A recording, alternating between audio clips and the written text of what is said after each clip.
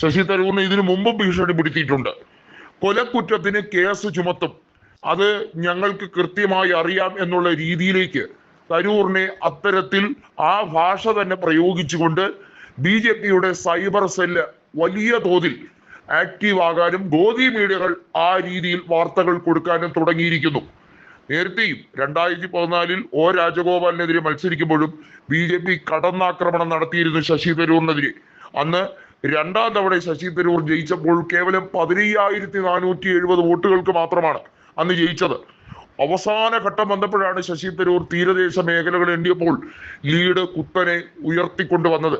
Doctor Tharoor 4ാം തവണയാണ് തിരുവനന്തപുരത്ത് തുടർച്ചയായി വിജയിക്കുന്നത്. BJP അധികാരത്തിൽ വരുമ്പോൾ തിരുവനന്തപുരത്തു നിന്നും ഒരു കേന്ദ്രമന്ത്രി എന്ന രീതിയിലൊക്കെ ആയിരുന്നു രാജഗോപാലിനെയും കുമ്മനം രാജശേഖരനെയും അതുപോലെ തന്നെ രാജീവ് ചന്ദ്രശേഖരനെയും ഒക്കെ പ്രതിഷ്ഠിക്കാൻ ശ്രമിച്ചത്. പക്ഷെ അതൊന്നും തിരുവനന്തപുരത്തെ ജനങ്ങൾ മുഖവിലയ്ക്ക് പോലും എടുത്തില്ല. ഏറ്റവും ഒടുവിൽ ഇപ്പോൾ ഇതാ 18ാമത്തെ അടവുമായി BJP വരുന്നു.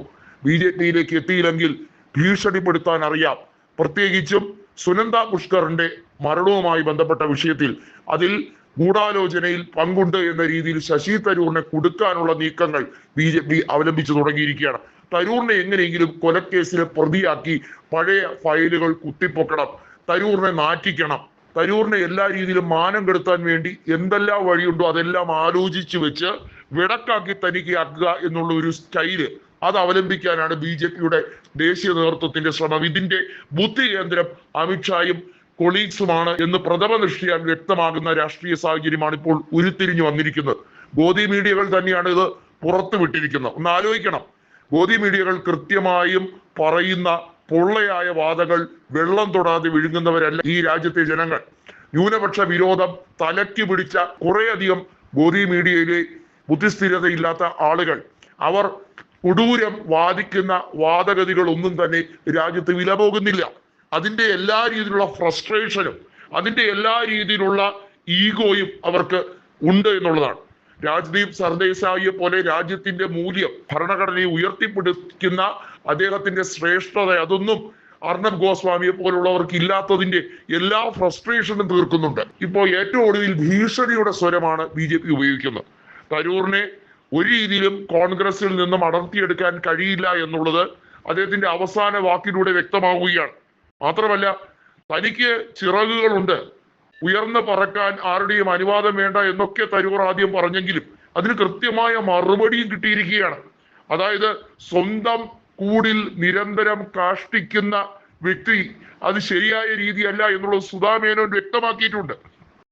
ഡോക്ടർ ശശി തരൂരിനെ സംബന്ധിച്ചിടത്തോളം കോൺഗ്രസ് അല്ലാതെ മറ്റൊരു ഓപ്ഷൻ ഇല്ല. കാരണം BJP-യിലേക്ക് പോകുന്നത് അദ്ദേഹത്തിന് ഏറ്റവും വലിയ അപകടമായിരിക്കും.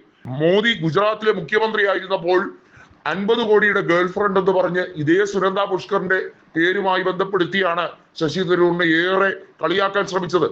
സുനന്ദ പുഷ്കറിന്റെ ആകസ്മിക മരണവുമായി ബന്ധപ്പെട്ട് അവരുടെ മരണത്തിൽ ശശി തരൂരിന് പങ്കുണ്ട് എന്നുള്ള ആരോപണവും BJP നേതൃത്വം അന്ന് ഏറ്റവും ശക്തമായി ആരോപിച്ചതാണ്. ഒന്ന് ആലോചിക്കണം, ഗുജറാത്തിലെ കൂട്ടക്കൊലയുമായി ബന്ധപ്പെട്ട വിഷയങ്ങളൊക്കെ എല്ലാ തരത്തിലും ശശി തരൂർ അതിനെ ശക്തമായി വിമർശിച്ചിട്ടുള്ള ഒരു കാലമുണ്ട്. അതുകൊണ്ട് തന്നെ അദ്ദേഹത്തിന്റെ പുസ്തകങ്ങളിലെല്ലാം ഹിന്ദുത്വ വിരുദ്ധമായിട്ടുള്ള നിലപാടുകൾ എടുത്തതിന്റെ പേരിൽ രാജ്യത്തെ മതനിരപേക്ഷത മൂല്യം ഉയർത്തിപ്പിടിക്കുന്ന ആളുകൾ പുകഴ്ത്തിയിട്ടുമുണ്ട്. അതുകൊണ്ട് തരൂറിന് ഭീഷണിപ്പെടുത്തി കളയാമെന്നുള്ളത് കയ്യിലിരിക്കട്ടെ എന്നാണ് AICC നേതൃത്വം പറഞ്ഞിരിക്കുന്നത്.